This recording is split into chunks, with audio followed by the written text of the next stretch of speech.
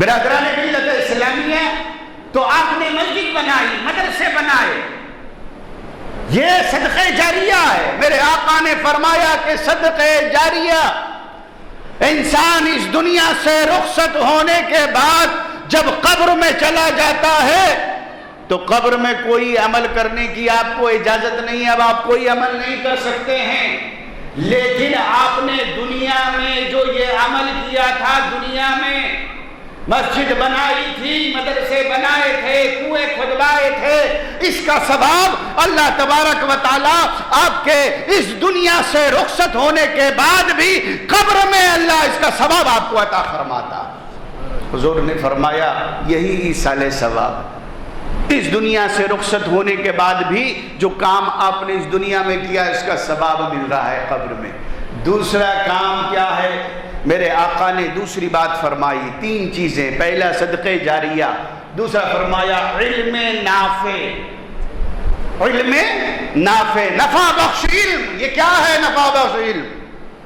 یہ علم یہ ہے کہ ایک استاذ طالب علم کو پڑھاتا ہے، وہ اس سے علم حاصل کرتا ہے، قرآن سیکھتا ہے، سکھاتا ہے، قرآن پڑھتا ہے، پڑھاتا ہے، اور پھر وہ حافظ بنتا ہے، پھر وہ حافظ قرآن دوسرے کو حافظ بناتا ہے، پھر وہ تیسرا حافظ قرآن چوتھے کو بناتا ہے۔ اسی طرح صبح قیامت تک ایک حافظ قرآن کریم کی تلاوت کرتا رہتا ہے، قرآن سکھاتا رہتا ہے، اور اپنے پڑھنے والے کو وہ حافظ قرآن قاری قرآن بناتا رہتا ہے۔ اور یہ بعض ایک عالم درس و تدریس کرتا ہے، نصیحت کرتا ہے، واعظ و خطاب کرتا ہے، تو جتنے لوگ اس سے استفادہ کرتے ہیں تو مولا تبارک و تعالی اس کا یہ ثواب آپ کو قبر میں عطا فرماتا ہے۔ صدقہ جاریہ، صدقہ جاریہ ایک علم نافع، نفع بخش علم، پڑھتا پڑھانا۔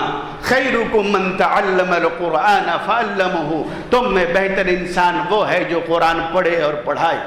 علم نافع یہ تمہارے مرنے کے بعد بھی تمہاری قبر کو روشن کرتا ہے۔